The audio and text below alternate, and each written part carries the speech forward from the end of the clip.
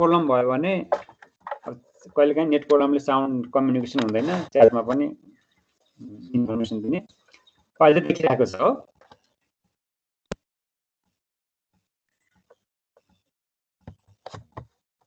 अहिले स्क्रिन देखिराखेको छ नि? देखिया सर। ल हाम्रो अस्ति मैले हाम्रो अस्तिकै स्लाइडमा गइराखेको छु। अस्ति सिलेबस इन्ट्रोडक्सनमा हामीले फुल मार्क्स 150 को भनेर हामीले जुन सिलेबस इन्ट्रोडक्सन गऱ्यौँ त्यसमा आज अब मैले टाइम लस्ट गर्दिनँ। च्याप्टरहरू पनि मैले अलरेडी मेन्सन गरिसकेको छु र मैले लिनुपर्ने च्याप्टरमा मैले अस्ति हाइलाइट गरिसकेको थिएँ र त्यसमा हाम्रो अब स्टार्टिङ क्लास भनेको फोटोन एन्ड म्याटर वेभबाट हामी स्टार्ट गर्छौँ भनेर हामी त्यो पनि अलिकति सो गरेका थियौँ।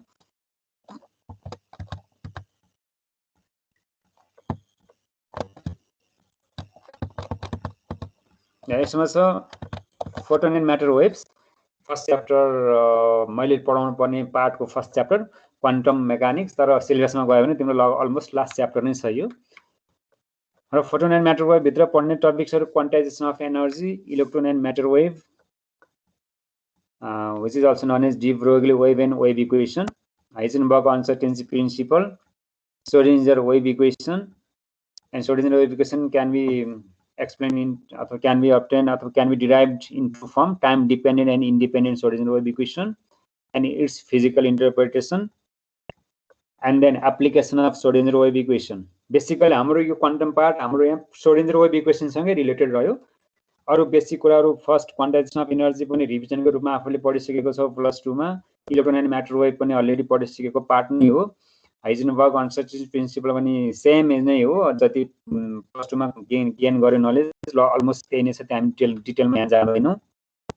मेन यहाँ अलिकति नयाँ भनेको आफरको लागि श्रोडिन्जर वेभ इक्वेसन छ र श्रोडिन्जर वेभ इक्वेसनको डेरिभेसन र यसको एप्लिकेसन मेन नै यही हो। हामीले क्वान्टम पार्टमा 5 टिचिङ आवर्समा पढ्ने है। र okay, first of all quantization of energy अब यहाँ भएको ल्याङ्ग्वेजलाई मैले सबै अहिले एक्सप्लेन गरेर मैले सबै 1 बाइ 1 पढ्दिनँ। आफूले स्लाइड आफरको टिममा मैले अपलोड गरिदिन्छु, नोट त्यहाँबाट बनाउन सक्छु यही। र यसलाई नोट बनाउँदै जाँदा नबुझेको केही भयो भने पोइन्ट कमिङ क्लासमा फेरि सुन्न सक्छौ।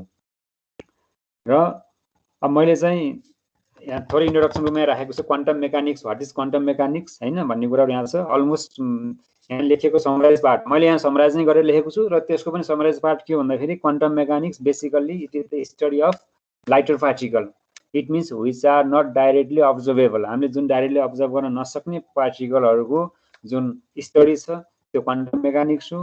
र क्लासिकल मेकानिक्सको फेलियरबाट क्वान्टम मेकानिक्सको इन्ट्रोड्युस भएको छ।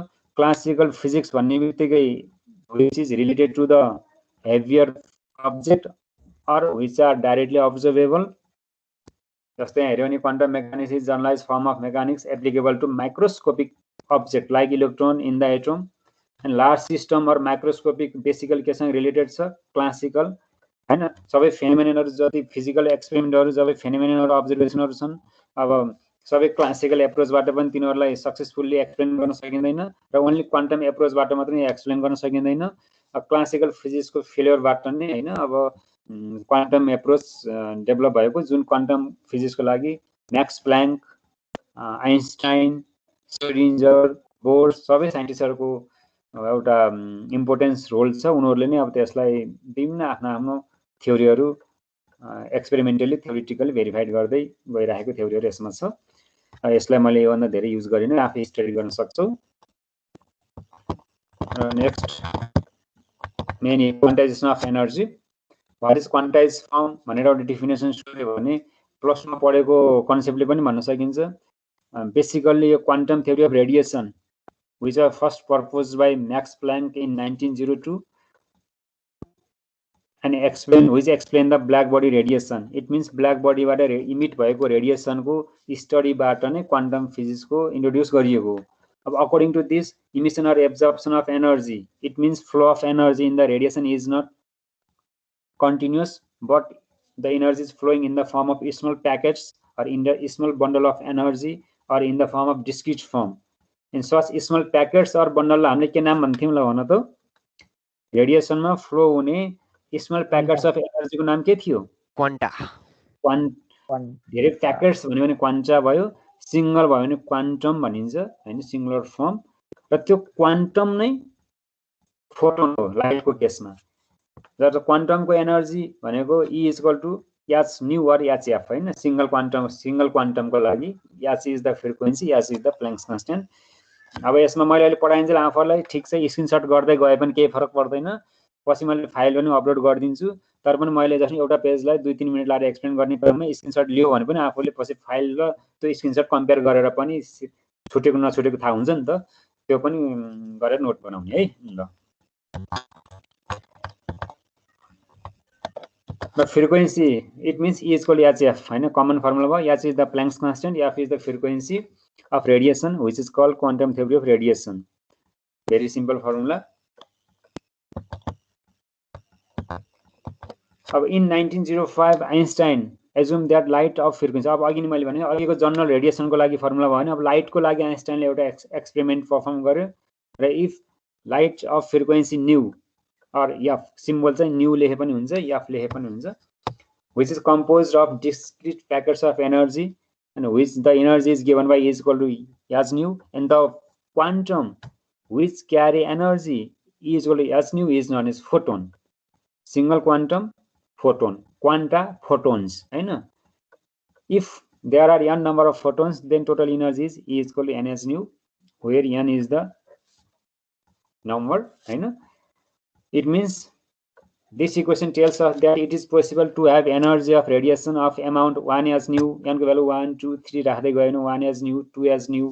It means quantized form भयो, but never in the form of 1.5, 1.7, etc. हैन. It means यो quantum form मा observe गर्न सकिन्छ भन्न खोजेको. Thereafter, most of the subsequent mathematics development and interpretation were made by the number of distinguished physicists. मैले already भनिसकेको छु, including Bohr, de Broglie, Schrödinger, Sommerfeld, Heisenberg. These all are the founders नै भनौं founders of quantum mechanics हैन quantum mechanics सँग related साइन्टिस्टहरु फिजिसिस्टहरु यिनीहरु भयो ल यो जस्ट सिम्पल यो पेज भनेको what is quantum and what is photon भनेको जस्ट टु लाइनको यो त मैले एक्सप्लेनेसन लागि राखिदिए यहाँ आफूले नोट बनाउँदा अब यो सबै बनाउन पनि सक्ने भयो एक्जाममा यसैले फोकस गरेर सुन्दै भन्दा नि व्हाट इज फोटोन भन्ने कुरा टर्मलाई जान्नु पर्यो हैन. Photon is the small packets of energy which is flowing in the radiation which is also known as quantum and the amount of the energy of quantum is equal to h nu भन्ने जुन त्यति concept छ त्यति मात्र जान्नु पर्यो है ल. यो फोटोनको बारेमा ल भन अर्को टपिक्स के देखेको छ स्क्रिनमा ल भन त matter wave electron and matter wave simple plus 2 पनि पढिसकेको छ नोट्स प्लस 2 को नोटहरु त्यो जतन गरेर राख्नु मैले पहिले क्लासमा भनेको छु र प्लस 2 को बेसिक कुराहरु जति पनि बेसिक कुराहरु यहाँ रिभिजन भइराखेको छ त्यो सबै आफैले प्लस 2 को नोटबाट हेरेर त्यही पढ्दा नै हुन्छ. यही भएको सेन्टेन्स पढ्न पर्छ भन्ने छैन. Matter wave de Broglie hypothesis भनेर जुन डी ब्रोग्ली वेभ भनेर पढ्यो प्लस 2 को त्यहाँ जे छ त्यही पढ्दा हुन्छ. यहाँ अलिकति मैले ल्याङ्ग्वेज बढाइदिएको मात्र छु. इलेक्ट्रोन चाहिँ म्याटर वेभमा डी ब्रोग्ली वेभ यसको फेरि डिटेल एक्सप्लेनेसन हामी दिएका छैनौं हाम्रो सिलेबस अनुसार 5 टिचिङ आवर्स मात्र भनेको हुनाले त्यो भित्र नै हामीले रहेर हामीले हाम्रो कोर्स लगाएर लगिराखेका छौं र यसको assumption de Broglie hypothesis de Broglie wave explain गर्नको लागि त्यसको एजुम्सनहरु छन् एजुम्सनहरुलाई फेरि एक्सप्लेनेसन त सबै छ त्यो डिटेलमा हामीले एजुम्सनहरु लेखेको छैनौं जस्ट समराइज पार्ट यति मात्र छ कि we know that light हैन do you know light हैन light shows phenomena interference diffraction polarization. It means जुन रेडिएसनले इंटरफेरेंस डिफ्र्याक्सन पोलराइजेसन फेनोमेना शो गर्छ त्यो रेडिएसन वेभ नेचरको रूपमा हामी बुझ्न पाउँछौं किनकि यदि लाइट वेभ नेचर हो भने उसले इंटरफेरेंस डिफ्र्याक्सन पोलराइजेसन फेनोमेना शो गर्छ. सिमिलरली एक्स-रे पनि वेभ नेचर हो जसले पनि त्यो फेनोमेना शो गर्छ. It means interference, diffraction, polarization are the evidence of wave nature of light. But on the other hand, light also shows phenomena such as photoelectric effect. Pardon me, photoelectric effect. Yes, sir. Okay. And Compton effect. Compton effect one पढ्यो. पढ्यो? नभन्नु. पढिन sir. Quantum effect पढेन पढ्न पर्दैन ल. General science BSc मा छ हाम्रो कोर्समा यो पढ्न पर्दैन. फोटो इफेक्ट क्वान्टम इफेक्ट पनि scattering of electron from the nucleus हो हैन. Just this effects are the evidence for particle nature. यसको meaning interference, diffraction, polarization, light, wave nature भनेर जानु। मैले पहिला लाइटलाई फोकस गरेछु है यहाँ अहिले, म्याटरलाई होइन, ओन्ली लाइटलाई। इलेक्ट्रोन एन्ड म्याटर वेभ हाम्रो टपिक छ। त्यो टपिकभन्दा अगाडि मैले कसलाई एक्सप्लेन गर्दैछु? लाइटलाई एक्सप्लेन गर्दैछु, लाइटलाई। इट मिन्स पहिला लाइटलाई हेर्दैछौँ, लाइटले ड्युल नेचर सो गर्छ भन्ने कुरा हामीले यो फर्स्ट प्याराग्राफमा लेख्यौँ। Particle nature as well as wave nature, interference, diffraction, polarization, these are the evidence for wave nature. Compton effect, photoelectric effect, these are the particle nature of the light. It means light shows dual nature. It behaves particle as well as wave. त्यही light को लाई base मानेर अब Einstein sorry D ब्रोग्लीले आफ्नो एजुम्सनहरु मैले already भने, assumption यहाँ हामीले पुट गरेका छैनौं। एजुम्सन त्यो मध्ये एउटा फर्स्ट एजुम्सन थियो नेचर ल अफ सिमेट्री। उसको एजुम्सनमा यो अनुसार हाइपोथेसिस हैन, नेचर ल अफ सिमेट्री भनेको that is there is no partial role of nature भनेको जस्तो त्यहाँ कुनै पनि पार्शियल बायसनेस हुँदैन, यसको मिनिङ कमन वर्ड भनेको जस्तो लाइटले ड्युल नेचर सो गर्छ भने बाँकी रहेका सबै पार्टिकल म्याटर जे जति छन् सबैले के गर्छ? ड्युल नेचर देखाउँछ भन्ने कुरा यो डी ब्रोग्लीको नेचर ल अफ सिमेट्री भन्ने रुल्स हो यो है। It means whole of the energy is in the form of radiation and matter, so both these forms of energy should possess similar characteristics, that is mass energy symmetry भन्छ हैन, is present for wave, then the symmetry should be available for the material। यसको एजम्पसनलाई मैले explain गरेको, यो प्याराग्राफलाई हामीले त्यति धेरै highlight आफूले हाइलाइट गरेर हेर्न पर्दैन, जस्ट के बुझ्नु पर्यो नेचर ल सिमेट्री को मिनिङ यदि लाइटले ड्युल नेचर शो गर्छ भने लाइक वाइज अल द म्याटरले पनि के गर्छ? नेचर ड्युल नेचर शो गर्छ भन्ने कुरा यसको समराइज हो। जुन प्लस 2 मा लेखेको ल्याङ्ग्वेज पनि त्यही थियो होला, त्यही आफूले पढ्न सकिन्छ, त्यही कुरा छ। Thus, it was argued by de Broglie that if light or radiation has dual nature, that is wave and particle nature, then why not to think of particle of matter also having this dual aspect? Light ले देखाउँछ भने अरु पार्टिकलले पनि किन dual nature देखाउँदैन भन्ने कुरा एउटा त्यहाँबाट उसले थिंक गर्यो हैन, र उसले त्यसैमा स्टडी गर्यो र फाइनली के पनि सक्सेस भयो भन्दाखेरि लाइटले ड्युल नेचर शो गर्छ भने all the matter or particle जति पनि युनिभर्समा छन् these all show the dual nature. Based on the Planck's theory of radiation and Einstein theory of relativity, de Broglie 1924 19th century मा quantum फिजिक्सको introduction भयो, Maxwell plank 1905 मा आइन्स्टाइनले आफ्नो theory Einstein फोटोली इफेक्टलाई put गर्यो र 1924 मा गएर de Broglie dual nature of matter put गरेको। यसै सिरिज वाइज क्वान्टम फिजिक्सको इन्ट्रोड्युस हुँदै गएको छ different साइन्टिस्टबाट। should also behave like भन्ने कुरा छ। Thus, according to de Broglie, matter or moving particles sometimes behave as a wave and sometimes they behave as a particle. That is dual nature. This is dual nature of matter. The waves which are associated with matter are called matter waves or de Broglie waves. It means the waves which are associated with matter are called matter waves, okay, or de Broglie waves. And the wavelength associated with matter wave is called de Broglie wavelength.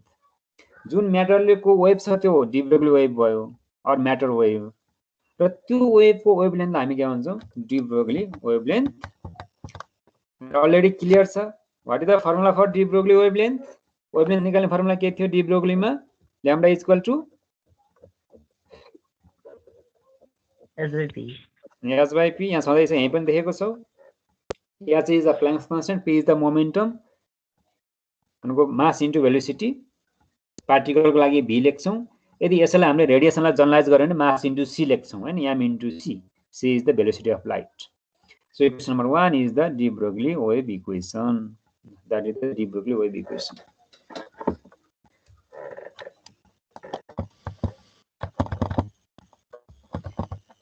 अर्को topic चाहिँ derivation of de Broglie wavelength, जुन अघिको formula थियो lambda equal h upon p, त्यसलाई हामी derive गर्दै छौं।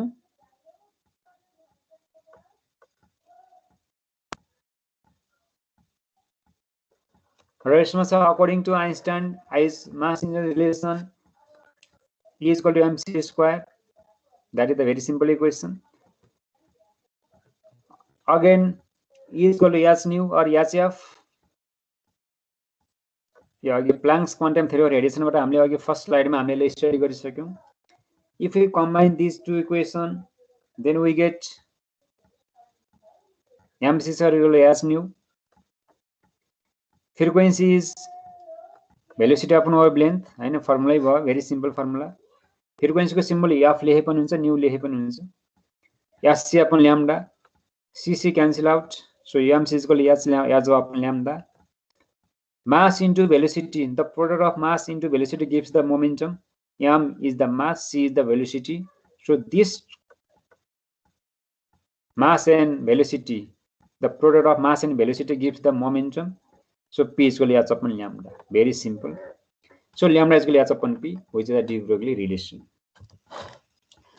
And this relation can be generalized with electron now. अब हामीले त्यो फर्मुला हामीले त क्लियर छ, लाइटले ड्युल नेचर देखाउँछ, इजी भयो, किन लाइटले पार्टिकल नेचर नि शो गर्यो, वेभ नेचर नि शो गर्यो. तर यहाँ कुरा के रह्यो, योसँग बेस रहेर इलेक्ट्रोन अथवा पार्टिकलले पनि ड्युल नेचर देखाउँछ भन्ने कुरामा पार्टिकलले पार्टिकल नेचर त देखाउँछ नै, भने पार्टिकलले वेभ नेचर कसरी देखाउँछ भन्ने कुरा रह्यो नि त मेन त क्वेसन. भने त्यो पार्टिकल वेभ नेचर देखाउँछ भन्ने पनि एक्सपेरिमेन्टली भेरिफाई छ, एक्सपेरिमेन्टली भेरिफिकेसन छ. त्यो एक्सपेरिमेन्टल भेरिफिकेसन हामी हाम्रो फेरि कोर्समा छैन, आउट अफ कोर्स हो, हामी त्यसलाई पढ्दैनौँ. तर पनि के भन्न सकिन्छ, पार्टिकल ग्रुपमा हामीले एउटा इलेक्ट्रोन लिन सक्छौँ. साइन्टिस्टले लिएको छ, डी ब्रोग्ली लिएको छ, र इलेक्ट्रोनलाई उसले डिफ्र्याक्सन, जसरी तिमीले एक्सरे वेभ नेचर कन्फर्म गर्नको लागि डिफ्र्याक्सन अफ एक्सरे स्टडी गर्नु पर्यो, भोल्नु एक्सपेरिमेन्ट भनेर थियो. भोल्नुले जसरी एक्सरेको क्रिस्टलबाट डिफ्र्याक्सन गराएर एक्सरे इज अल्सो वेभ भन्ने कुरा कन्फर्म गर्यो.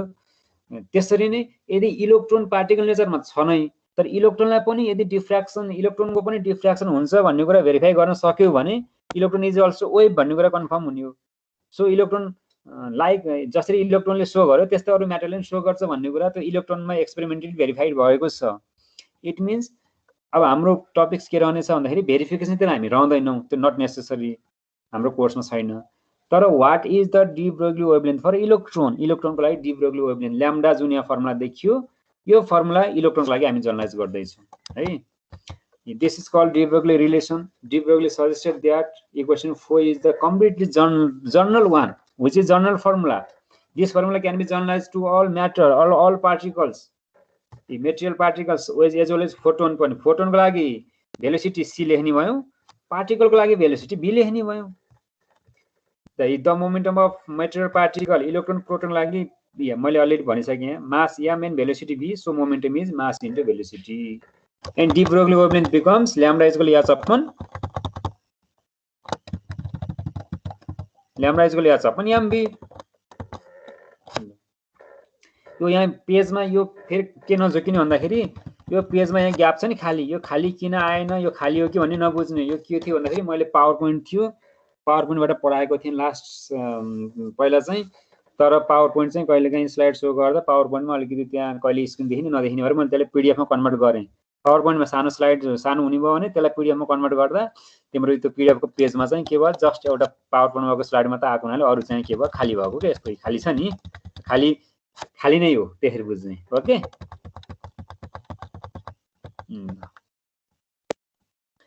मेरो आवाज सुनेको छ कि छैन हौ, पहिला चेक गर्नु पर्यो. आवाज सुन्ने छ सर, सुनिरहेको छु सर. Yes sir. ओके ल, ओके. अब हामीले डी ब्रोग्ली वेभलेन्थ फर इलेक्ट्रोनलाई डिटरमाइन गर्दैछौँ. यो पनि प्लस 2 मै पढाउनु भयो सरले, पढ्यो, तै पनि यहाँ रिभिजन भइरहेको छ. Lambda equal to h upon v formula हो. यसलाई अझै जनरलाइज गर्यो भने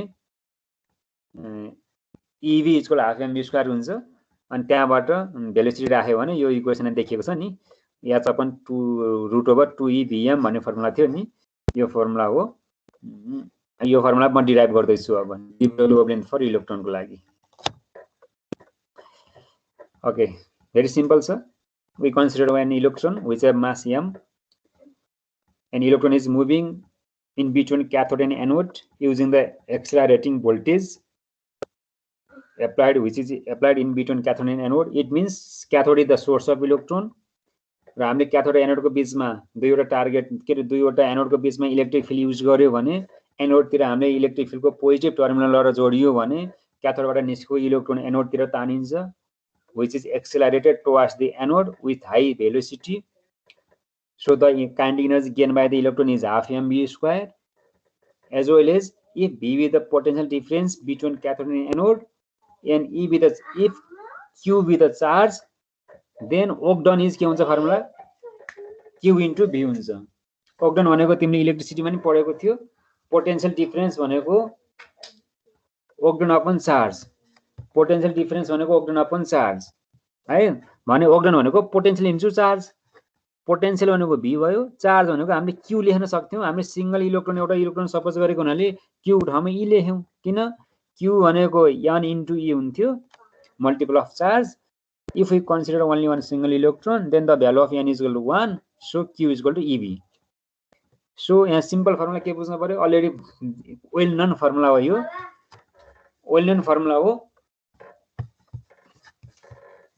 र यसमा चाहिँ EV is equal to work done by the high electric field and kinetic energy is half mv square. So EV is equal to half mv square. EV is the work done by voltage high electric field. Due to this work done, electron moves towards cathode to anode, moves from cathode to the anode, and as a result the electron gain kinetic energy, and the kinetic energy of electron is half mv square, which is equal to work done by high electric field. So EV is equal to half mv square. Very simple formula. Or 2EV is equal to के हुने भयो mv square, or 2E अब यसलाई थोरै manipulate गर्यो भने both साइडमा के गर्ने, मासले मल्टिपल गर्ने, बोथ साइडमा केले मल्टिपल गर्ने, मासले, 2EV m is equal to m square v square हुन्छ नि त हैन, र यसलाई mv भनेको मोमेन्टम अफ p स्क्वायर र p भनेको के हुने भयो, मास into velocity. So p is equal to के भयो, रुट ओभर 2EVm है. यो इक्वेसन आएको इक्वेसन बुझे बुझेन भन त ल. इक्वेसन नम्बर 4 बुझे सर, बुझे. हो, भेरी गुड. ल बुझ्यो भने त भइहाल्यो नि. तै पनि बुझेनौ कि भन्ने बोर्डमै अगाडि भएको भए यसो यस एक्सप्रेसनबाट पनि थाहा हुन्थ्यो, यहाँ चाहिँ त के गर्यो भन्ने भयो. It's okay. ल so p is equal to root over 2EVm आयो momentum, and we have the formula lambda is equal to h upon mv. mv भनेको मोमेन्टम हो, मोमेन्टम भनेको p भयो, p को भ्यालु कति राख्ने भयो, 2EVm राख्ने भयो. lambda is equal to h upon 2mev रुटमा राख्ने भयो. Okay, this equation gives the de Broglie wavelength of equation. This equation gives the de Broglie wavelength of electron.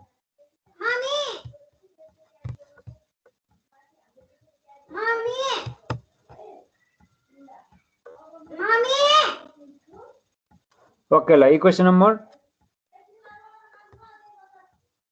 के भयो यो, lambda is equal to h upon 2EVm. Equation number अब यहाँ छैन, नभए पनि यसलाई एउटा इक्वेसन बनाउने.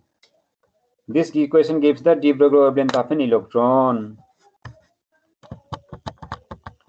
ल अब हामी अर्को टपिकमा जाउँ है. यहाँ हेर त, characteristics of de Broglie or matter wave देखेको छौ नि यो स्क्रिन. आयो. ल ठिक छ, यसलाई हेर्दै राख त्यहाँ. ल है, यो हेर्दै राख त जस्ट.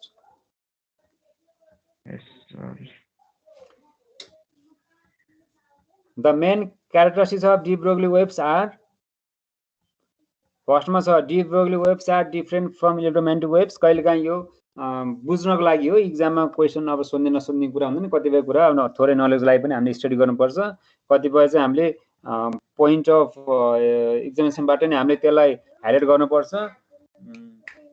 अनि त्यसपछि the de Broglie waves are different from electromagnetic waves which travel with a constant velocity v छ फर्स्टमा. सेकेन्डमा छ the wavelength of matter wave is inversely proportional to the mass of the particle भनेको छ हैन, अघिको फर्मुलाबाट त्यो हेर्न सकिन्छ.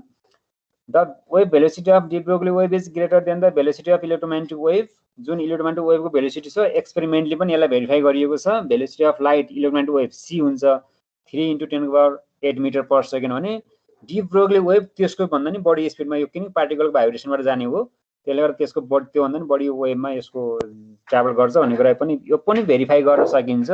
यी सबै भेरिफाई गर्न सकिन्छन्। अब हाम्रो कोर्समा जति आवश्यक पर्छ त्यति मात्र हामीले एक्सप्लेन गरेका छौँ यहाँ है। यसको लागि आफूसँग भएको बुकमा पनि यिनीहरूलाई खासै भेरिफाई गरेको हुँदैन।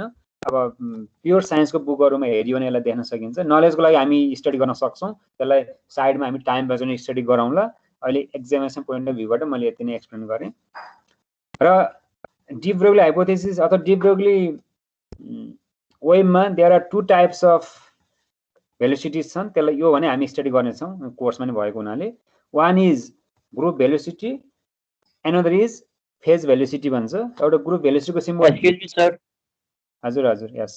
हाम्रो अर्को क्लास सुरु भइसक्यो, हजुरको 12:20 सम्म थियो। ए ओके सरी, ल म इन गर्ने जस्ट 1 मिनट। र अदर इज वेब भेलोसिटी। म एटेन्डेन्स लिएको छैन, नजाने एटेन्डेन्स म डाउनलोड गर्छु अनि जाने बल्ल।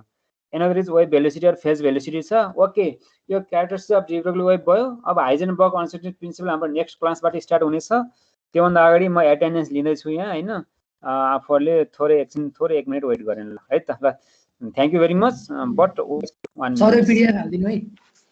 पीडीएफमा हालिदिनु होला, फाइलमा हालिदिन्छु म। Okay don't worry.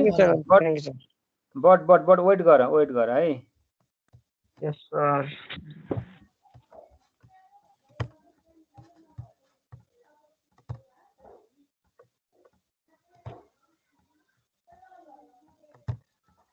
Okay recording stop गरेँ। अब तिमीहरूको चाहिँ एटेन्डेन्स म डाउनलोड गर्छु यहाँ।